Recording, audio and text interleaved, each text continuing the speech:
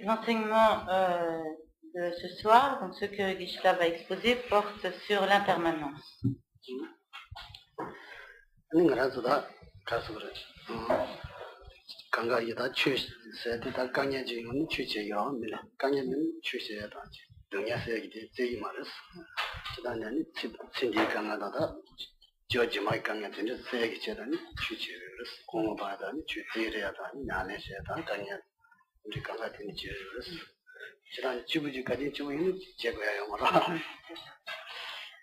De manière générale, si nous nous préoccupons de la pratique du Dharma, c'est parce que nous faisons l'expérience de souffrance, et c'est donc en cherchant une méthode pour éliminer ces souffrances que nous venons au Dharma et que nous pratiquons donc ce Dharma, de manière donc à éliminer non seulement les souffrances de l'existence présente, mais également celles des existences à venir. Et donc lorsque l'on vient écouter un enseignement du Dharma, que l'on s'applique à une pratique de Dharma, on doit au moins avoir pour motivation de s'engager dans s'engager dans ces pratiques afin d'éliminer les souffrances des existences à venir.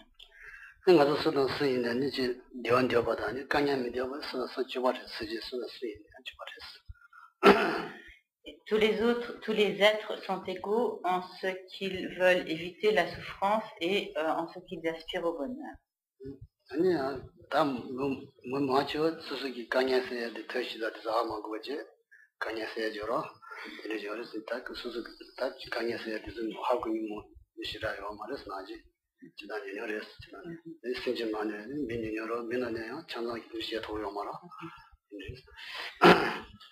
Et donc, bien que nous essayions toujours d'éliminer nos difficultés, nos souffrances, en réalité, rares sont ceux qui connaissent de manière correcte les méthodes appropriées pour éliminer leurs souffrances.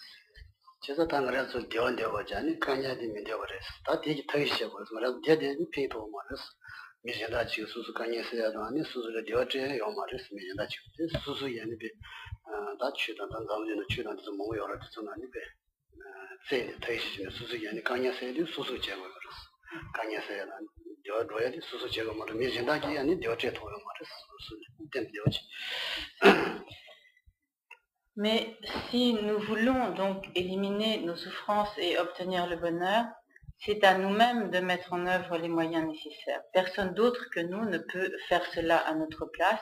C'est donc nous qui devons chercher quels sont les moyens appropriés pour éliminer nos souffrances et accomplir notre bonheur. Il y a pour cela, de par le monde, diverses traditions spirituelles, diverses religions, et c'est à nous de chercher parmi tout ce qui est à notre disposition, ce qui nous permettra véritablement d'éliminer nos souffrances et d'obtenir le bonheur.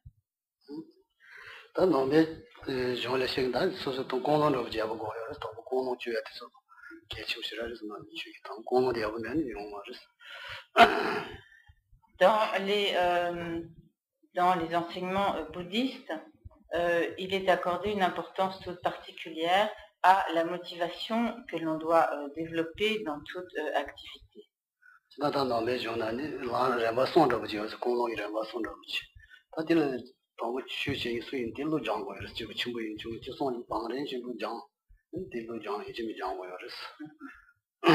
Et donc toujours selon les enseignements bouddhistes, il y a 3 niveaux de motivation, comme Geshe-la l'a souvent rappelé, et il est nécessaire en fait de s'appliquer successivement à développer chacun de ces niveaux de motivation de manière à évoluer depuis le niveau inférieur, puis passer par le niveau intermédiaire pour arriver ensuite au niveau de motivation supérieure.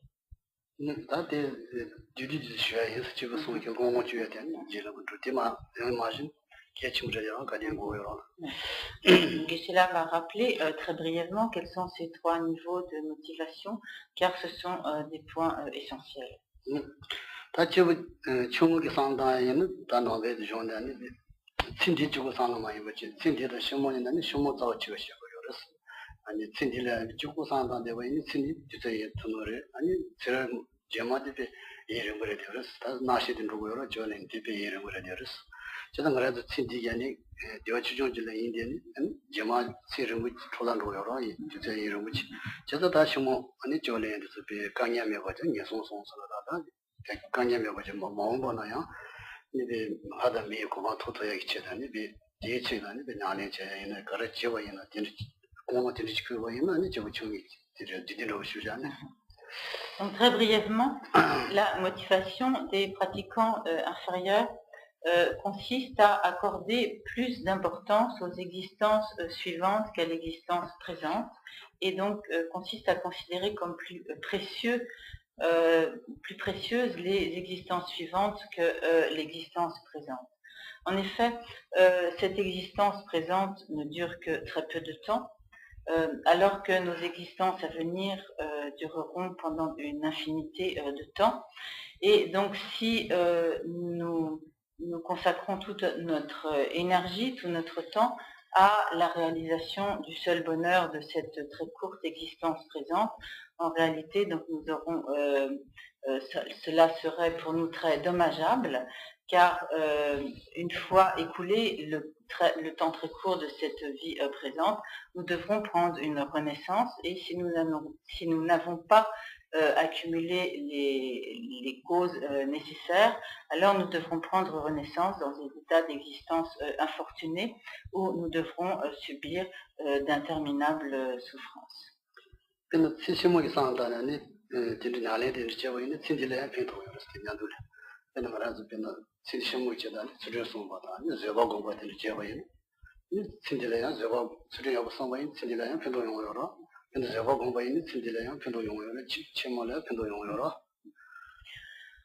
en outre, nous n'avons pas de raison d'être inquiets si nous nous consacrons à la réunion des causes de nos bonheurs futurs. Donc, nous n'avons pas à être inquiets de ce qui va se passer pour l'existence présente, car en réalité, en agissant pour le bonheur de nos existences futures, par voie de conséquence comme de manière automatique, nous agirons également pour le bien de l'existence présente. Par exemple, si nous pratiquons l'éthique, si notre pratique de l'éthique est motivée par l'obtention de renaissances futures favorables, de toute évidence, cette pratique de l'éthique nous sera également bénéfique pour cette vie présente.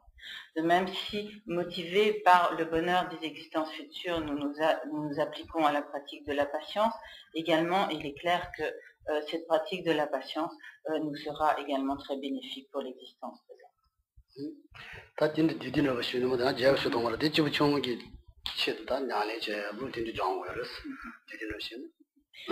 Donc, très brièvement, nous devons donc de cette manière nous efforcer de développer la motivation des individus de capacité inférieure, donc cette motivation étant de pratiquer le dharma pour pouvoir accomplir le bonheur de nos existences futures.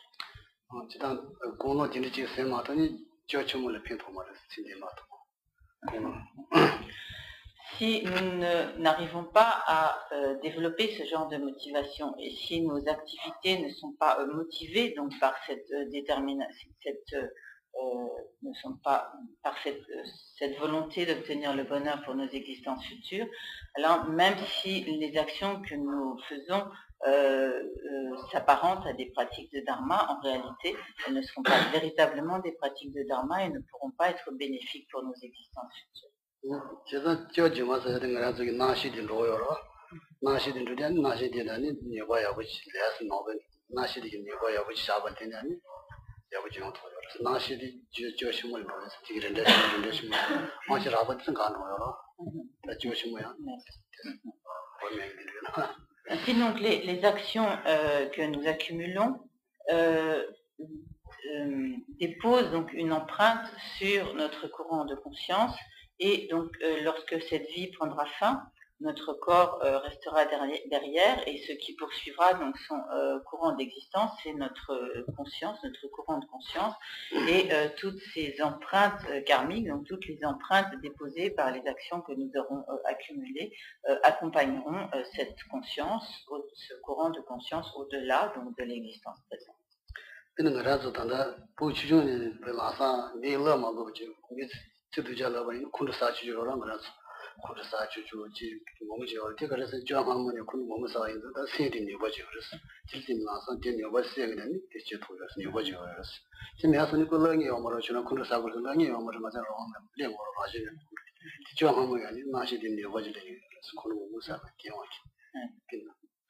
Par exemple, nous pouvons observer que certains jeunes enfants sont d'un tempérament extrêmement coléreux et qu'à la moindre occasion, ils rentrent dans des colères terribles que rien ne peut calmer, sans que personne ne les ait particulièrement habitués à se mettre en colère. Et lorsque des enfants ont une telle propension naturelle, cela est le signe d'une accoutumance passée au développement de la colère. Cela montre bien que ces individus dans des vies passées se sont très fréquemment laissés aller à la colère et cela donc a déposé des empreintes sur leur courant de conscience qui font que dans la vie suivante, très naturellement, très spontanément, ils se mettent en colère.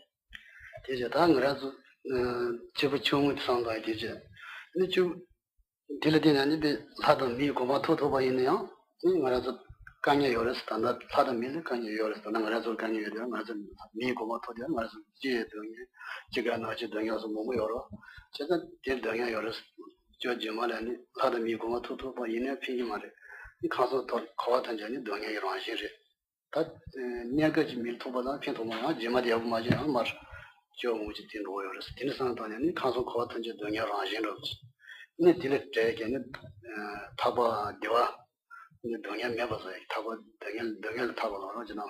진짜니 타고 돈이 땡도 저 돈이 최단 공무 되는 상황은 대체도 나는 제다다 몸이 열었다. 청소도 Donc ceci concernait très succinctement les explications sur la motivation des pratiquants de capacité inférieure. Maintenant, pour ce qui est de la motivation intermédiaire ou la motivation des pratiquants de capacité intermédiaire, elle consiste à se dire donc que même si l'on obtient une renaissance supérieure dans le cycle des existences, telle qu'une renaissance humaine ou une renaissance comme maître céleste, en fait, on fera tout de même l'expérience d'un certain nombre de souffrances et si l'on ne continue pas d'accumuler continuellement des causes appropriées pour obtenir des renaissances dans des conditions supérieures, alors on risque à l'issue de telles renaissances favorables de retomber dans des états d'existence inférieure où à nouveau on sera soumis à d'intolérables souffrances. Et en fait, où que l'on aille, où que l'on reprenne naissance dans le cycle des existences, on ne sera jamais au-delà de la nature de la souffrance, on n'échappera jamais vraiment à la nature de la souffrance. Le seul moyen d'échapper à la nature de la souffrance, c'est de se libérer de manière définitive du cycle des existences pour obtenir donc la libération du cycle des existences, une libération définitive.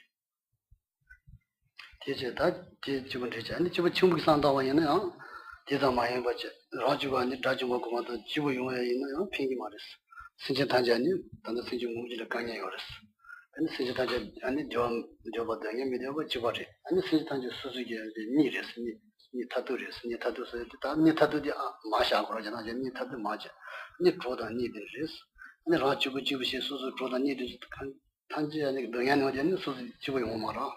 제가 딘 용무도 당하빈 라주고 아니 라주고 고마 돈이 되기면도 아니 신체 대한 지역이니 그 제발은 상제를 고마 투고 상제 고마 투도가 있는 신체 뭐 대한 지역 투기를 아니 얘들 저 예산 공로 대체다니 다들 장한테 지금 유부 장한에서 공로 장한에 너무 어렵죠.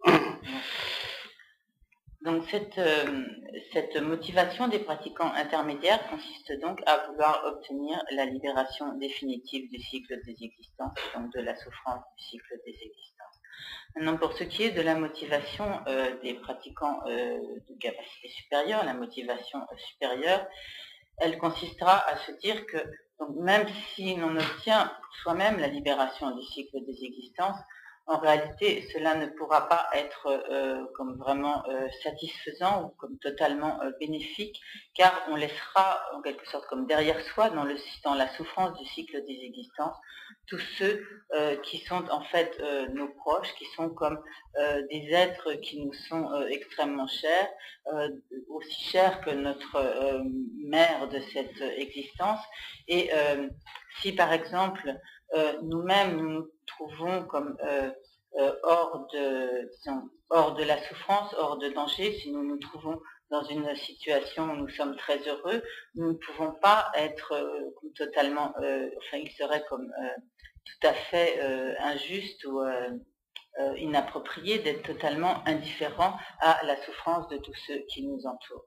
Et donc de la même manière, nous nous dirons qu'il n'est pas suffisant de se libérer soi-même du cycle des existences, mais qu'il est également nécessaire de libérer de la souffrance tous les êtres qui en réalité nous sont très proches, sont aussi proches que notre propre mère, et que par conséquent, pour libérer tous ces êtres de leur souffrance et leur procurer le bonheur, il n'y a pas d'autre moyen que d'obtenir l'état de Bouddha où nous aurons acquis toutes les capacités nécessaires pour parvenir à cet objectif. Et c'est donc avec cette motivation d'obtenir l'état de Bouddha pour pouvoir accomplir le bien de tous les êtres que les pratiquants de motivation supérieure s'engagent à la pratique.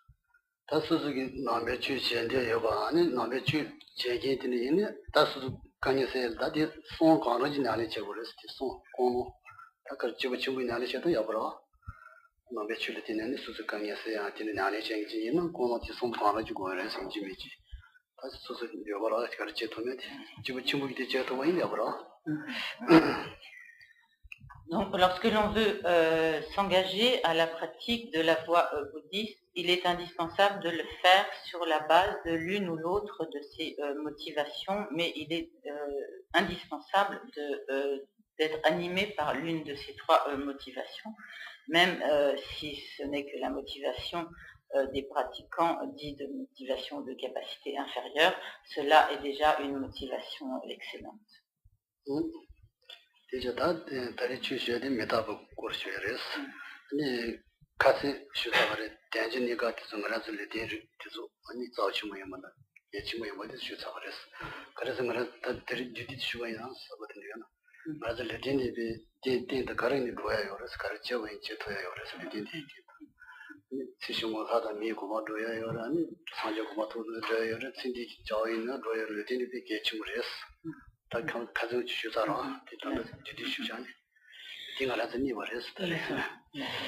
Donc, Geshe-la va aborder à présent donc le thème proprement dit de l'enseignement de ce soir, c'est-à-dire donc l'impermanence. Et en sorte de préambule donc à cet exposé sur l'impermanence, donc Geshe-la rappelle que nous devons prendre conscience du fait que nous avons à présent obtenu une précieuse existence humaine. Pourquoi cette existence humaine est-elle précieuse? Parce qu'en fait, elle est dotée d'infinies capacités. Elle nous permet donc d'accomplir toutes sortes d'entreprises, d'œuvres pour cette vie, qui sont bénéfiques pour cette vie, mais non seulement cela, elle nous permet également de mettre en œuvre les moyens qui nous permettront d'obtenir une renaissance favorable pour le futur, dans des états d'existence supérieurs. Elle est également dotée de telles qualités, de telles capacités qu'elle nous permet de nous libérer totalement et de façon définitive donc, du cycle des existences, et même donc ces capacités, les capacités dont nous jouissons à présent, nous permettent, grâce à cette précieuse existence humaine, d'obtenir l'état de Bouddha, l'éveil parfait d'un Bouddha.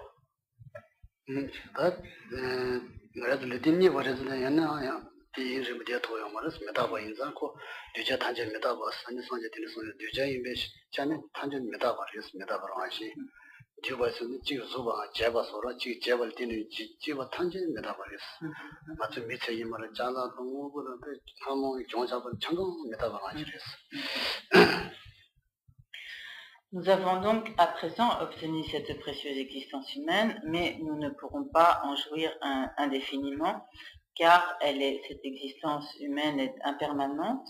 En effet, donc au même titre que tout ce qui est produit, cette existence est impermanente. Cette existence est effectivement, en effet, donc tout ce qui est, c'est une des notions fondamentales donc du bouddhisme, c'est que tout ce qui est produit par la réunion de causes et de conditions, donc tout ce qui est produit est impermanent, et cette précieuse existence humaine étant également produite par la conjonction de causes, de conditions, elle est vouée à l'impermanence.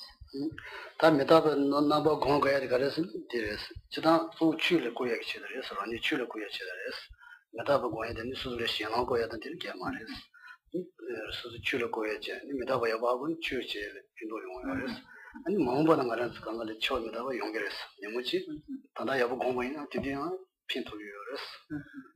단다는 신나요. 마음보 신나요. 치료제가 여러 điểm 세나 핀토리어스. Les raisons pour lesquelles sont exposés les moyens de méditer sur l'impermanence, sur la mort, ce n'est pas du tout afin de faire naître en nous une sorte de terreur à l'idée de la mort, ce n'est pas du tout cela, mais le but c'est de nous inciter à la pratique du dharma par la prise de conscience de l'impermanence de notre existence. Et lorsque conscients donc de cette impermanence de notre existence, nous nous serons ainsi appliqués à la pratique du dharma, nous serons appliqués à la pratique donc, de cette voie spirituelle. Lorsque viendra le moment de la mort, ce qui est inéluctable, à ce moment-là, nous pourrons tirer tous les bénéfices de la pratique que nous aurons effectuée durant cette vie, grâce à la conscience que nous avons eue de l'impermanence de notre vie. 저는 이제 단지 메타버다 천자 메타버리 성제 성요르스 메타버다 라바다 참모로서 뭐 무성요르스 빈다 시 제바 신전을 메타버리스 메타버 라반도 버샤바인 다츠요로 다츠려다버로 강 빈다 다키에 지금 나서 이해하는 거라서 이게 통로지 가서 하고라 다 이름 되어마라 빈다 다음 기에 지금 전 나서 이해하는 거 다메타버 라반다 콤반도 지는 콤바에 사바zu 이 이름지는 콤바 신호요로 그래서 뒤 통해서 메타버라 버렸어 다시 다음에 뭐 차는 공부하시면도 뭐전이 뭐 저는 도도니 뭐 차는도 소소 계속 저거인데 계속 이해하려고 하고 해서 메타버라 버렸어 저는 메타버세 Il y a divers niveaux d'impermanence et donc comme cela a été dit, donc tout ce qui est produit, composé est soumis donc à l'impermanence, et il y a donc un niveau de grossier d'impermanence et un niveau d'impermanence plus subtil. Le niveau grossier de l'impermanence, c'est ce que nous percevons de manière claire, évidente, comme étant impermanent.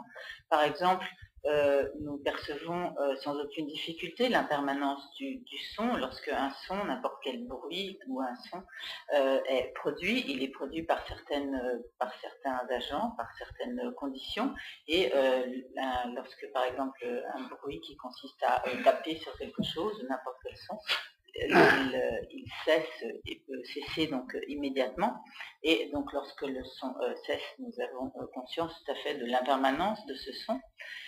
Également, donc, lorsque nous pouvons constater l'impermanence sur un bâtiment, donc qui d'abord est édifié, donc il a une première période donc de son édification, puis il va vieillir et au bout d'un certain nombre d'années, il deviendra vétuste et il va s'écrouler. Cela sera l'impermanence de ce bâtiment, et ainsi de suite. Donc, lorsque nous portons des vêtements, au bout d'un certain moment, les vêtements vont s'user et finiront par être en lambeaux ou en loques, et cela est également donc l'impermanence de ces vêtements, de ces tissus. Donc ce sont là donc des exemples de l'impermanence grossière qui nous apparaît de façon manifeste.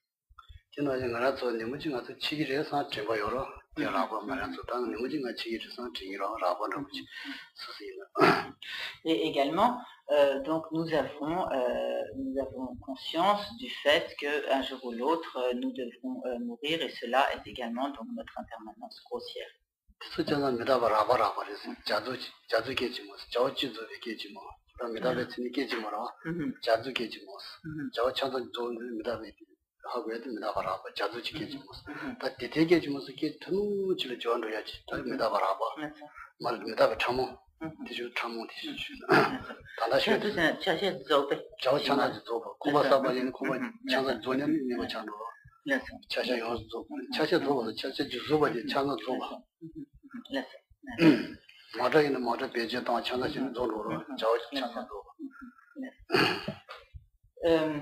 Donc tout cela, ce sont là donc des exemples de l'impermanence grossière, et cette impermanence grossière est également donc appelée comme l'impermanence de tout ce qui est comme composé, ou de tout ce qui existe par l'assemblage, par l'assemblage d'un certain nombre de composants, et donc un jour ou l'autre, cette association va se dissocier, et lorsqu'il y aura dissociation de ces divers composants, alors il y aura extinction, impermanence d'extinction du phénomène.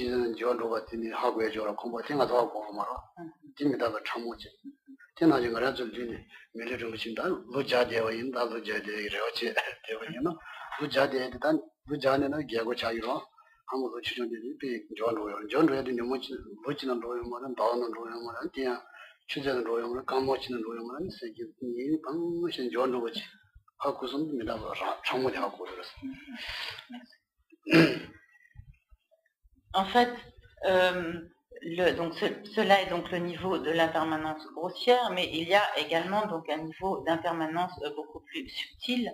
Et en fait, pour reprendre l'exemple, par exemple, d'une maison qui initialement était neuve, puis est devenue vétuste et finalement s'écroule. En fait, cette maison, elle n'est pas devenue vieille d'un seul coup le jour où elle va s'écrouler. Elle n'est pas non plus devenue vieille simplement comme d'année en année, comme si au bout d'un an, tout d'un coup, elle devenait vieille, puis l'année suivante, elle devenait vieille, etc.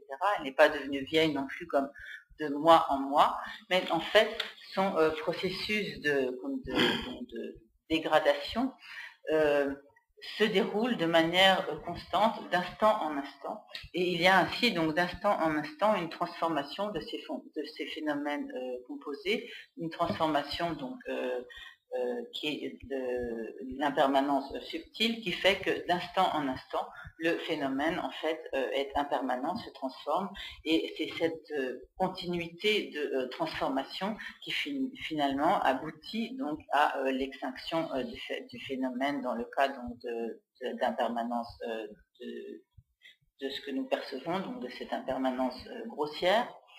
Il en va de même par exemple de notre existence présente. Même si nous avons par exemple l'espoir de vivre 100 ans, de toute manière donc nous vieillissons, mais nous ne devenons pas vieux comme ça d'un seul coup, du jour au lendemain, mais ni d'année en année comme ça, comme tout d'un coup au 1er janvier ou au 31 décembre, mais donc ce n'est pas non plus comme de mois en mois, mais en fait ce vieillissement qui va aboutir donc à la fin de notre vie se produit d'instant en instant, en vertu donc de cette impermanence subtile qui fait que nous nous transformons donc d'instant en instant de manière continue jusqu'à arriver donc à l'extinction de cette vie.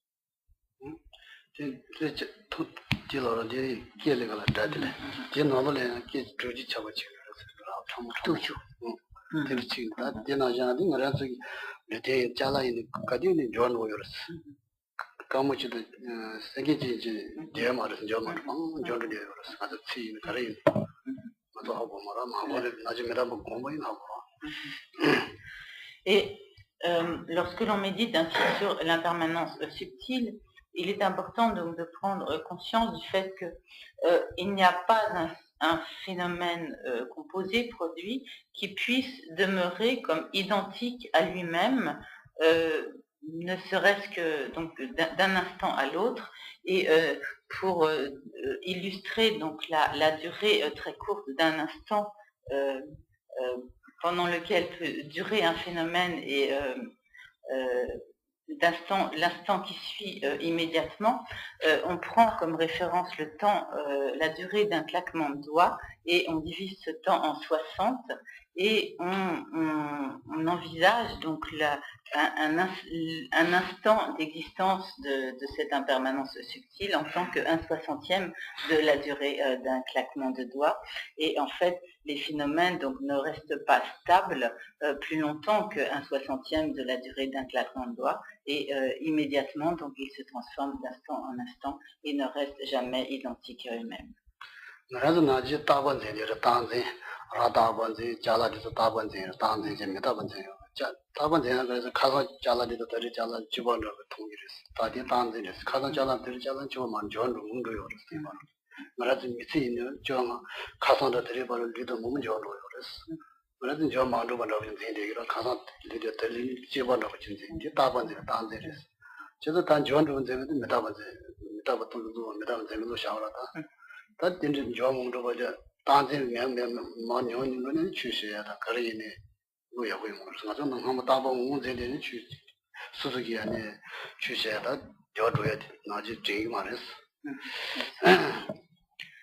Mais au lieu d'avoir conscience de cela, donc de manière générale, nous sommes au contraire sous l'emprise de la saisie de la permanence de tous ces phénomènes composés, et nous n'avons pas du tout conscience du fait nous n'avons pas du tout conscience de cette transformation constante des phénomènes. Par exemple, si nous avons acheté un objet hier, alors aujourd'hui nous avons tout à fait le sentiment que cet objet est exactement le même que celui que nous avons acheté hier, et en ce qui concerne également notre corps, notre personne, nous avons le sentiment que ce que nous étions hier est également ce que nous sommes aujourd'hui, mais en réalité, cette conception est due donc à notre saisie de la permanence, car en réalité, donc, il n'y a pas un seul phénomène qui, entre hier et aujourd'hui, entre le mois dernier et ce mois-ci, soit demeuré totalement comme inchangé, identique à lui-même. Et en réalité, donc, nous constatons cela dans le vieillissement des objets ou dans notre propre vieillissement, car si nous réfléchissons, même si nous n'avons pas a priori conscience de ne pas être le même qu'hier, si nous réfléchissons un certain nombre d'années en arrière, nous nous apercevons que nous ne sommes plus du tout le même.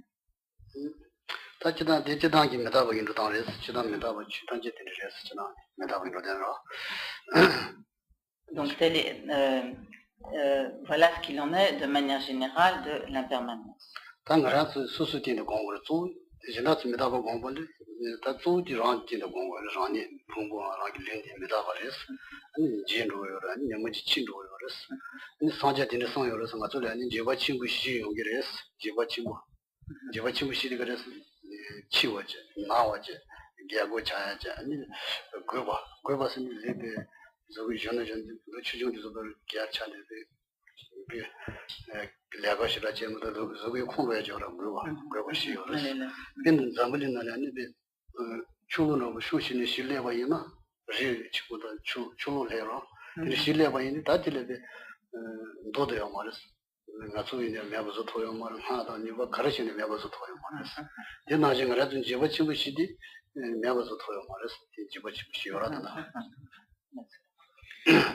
Et donc il est important de méditer sur cette impermanence, essentiellement par rapport à soi-même.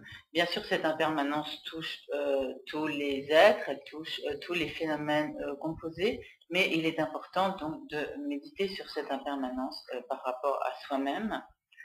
Donc, de manière générale, nous faisons l'expérience de trois grandes inquiétudes dans cette, pardon, quatre grandes inquiétudes dans cette vie.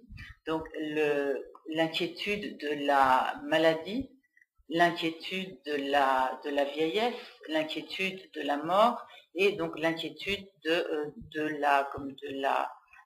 la dégénérescence ou de la dégradation. 저도 다 딜링을 가르쳐 것은 취지는 지바 총로에서 보여서 안에 메다가 공원되는 시네. 팀마다 제다 매우서 더요 말이서. Et en fait, la seule chose qui puisse nous permettre de réduire ces inquiétudes, voire de les éliminer, c'est la pratique du dharma et en particulier donc celle à laquelle nous pourrons être incités par la réalisation de l'impermanence.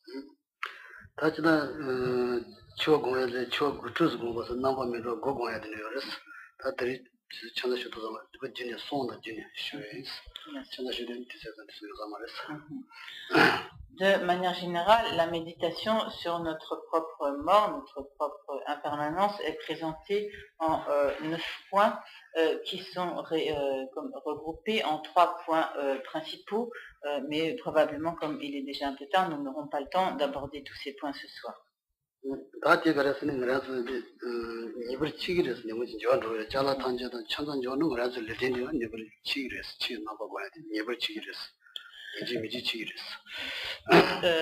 Pour ce qui est tout d'abord de ces 3 points, le premier est que de la même manière donc, que tous les phénomènes produits sont impermanents, donc un jour ou l'autre, il est certain que nous devrons mourir, donc notre mort est certaine.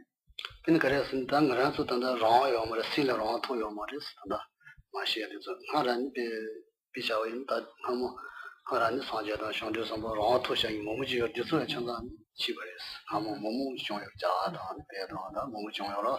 대나지 견디베 어타 친구. 어타 친구 제부스로다 뒤서 몸무 쇼여 그래서 어타 여를 지지 몸무 여를 뒤서야 제려야 말했어. 이 천단도 친구로 말했어. En effet, notre mort est certaine car il n'y a pas un seul être vivant qui puisse échapper à la mort. Même les grands êtres du passé, les grands bodhisattvas, Sangye Sonatis,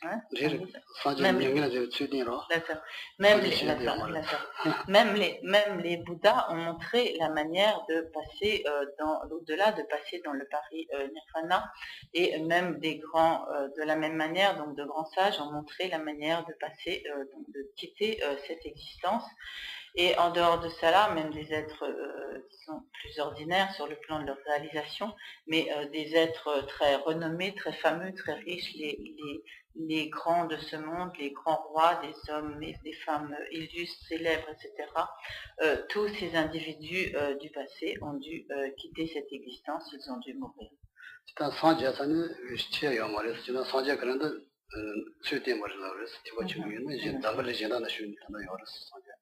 사자단이 맞아 치요 말았어.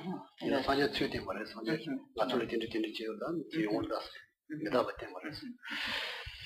Bien sûr, lorsque l'on a obtenu l'état de Bouddha, alors on n'a plus à prendre de renaissance dans le cycle des existences et on n'a plus non plus à faire l'expérience de la mort.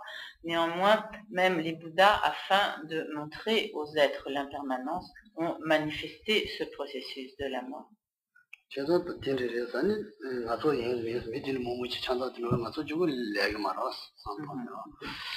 Donc si nous observons tout ce qui s'est passé dans l'histoire et tout ce qui se passe autour de nous, donc il est certain que tous les individus meurent et où il n'y a aucune raison pour que tout le monde meure sauf nous.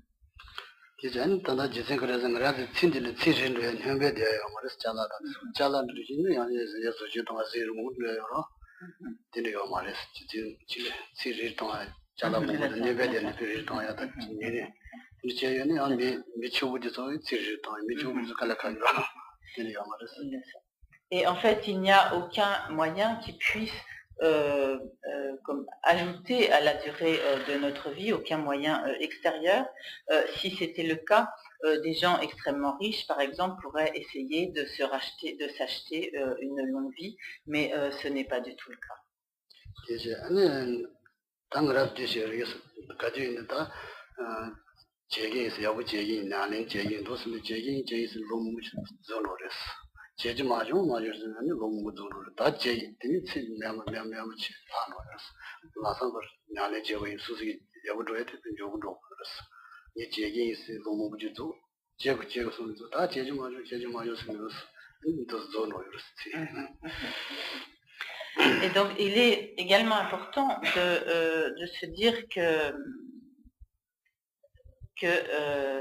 il ne faut pas repousser non plus la pratique du dharma à plus tard, car si nous ne cessons de nous dire oui, je pratiquerai plus tard, je le ferai plus tard, je le ferai après, pour l'instant j'ai d'autres choses à faire, il viendra un moment où je m'y mettrai, etc.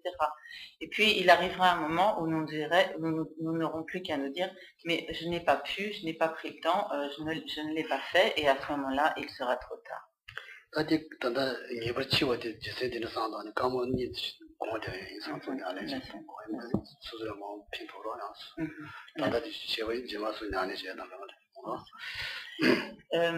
Donc nous allons à présent consacrer quelques instants à méditer sur la certitude de notre mort.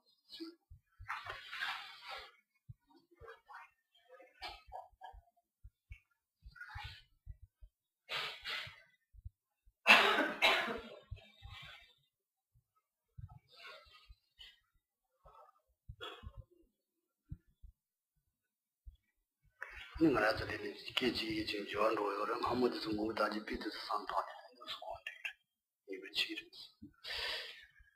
pouvons par exemple réfléchir en pensant aux divers exemples que Geshe-la a donnés sur le fait que tous les phénomènes composés, produits, se transforment d'instant en instant et que finalement notre vie de cette manière arrivera à sa fin, à son extinction.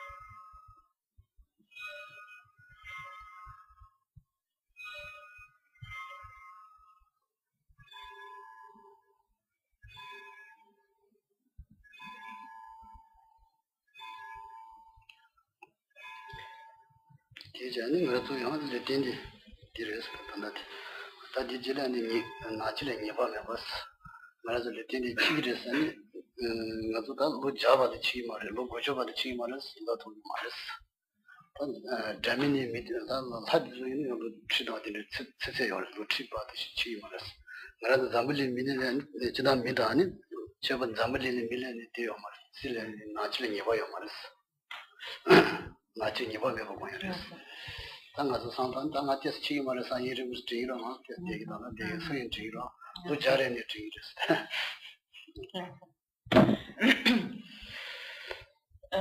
Donc ceci concernait donc la certitude de notre mort. Le deuxième des trois grands points sur la méditation, trois grands points concernant la méditation sur la mort, est que le moment de notre mort est incertain. Effectivement, nous n'avons aucune certitude concernant le moment de notre mort, et même si nous pensons que nous allons vivre jusqu'à 90 ou 100 ans, nous n'en avons pas, en réalité, nous n'en avons pas la moindre certitude. Et même si de manière habituelle nous nous disons donc je ne vais pas mourir tout de suite, j'ai encore le temps de faire des choses, ceci, cela, je vais encore vivre de toute façon quelques années, etc. Mais en réalité, lorsque nous pensons de cette manière, nous sommes totalement dans l'erreur car nous n'avons absolument pas la moindre certitude du moment où notre mort va se produire.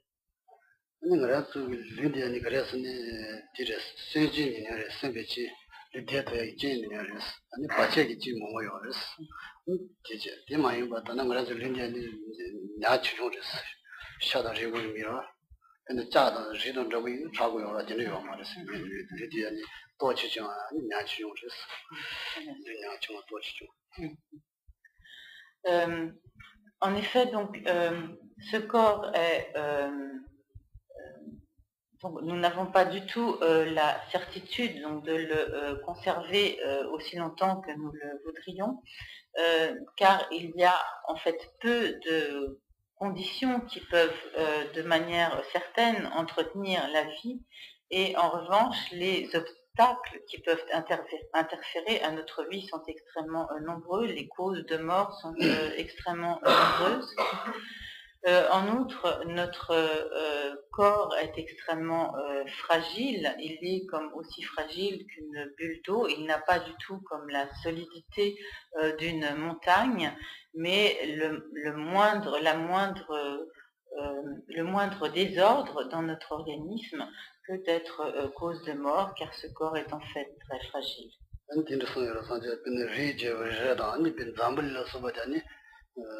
정화시대 저 진료였어. 니모 진진에 배틀 짜면 로였어. 제타 뒤에 차고 쉬고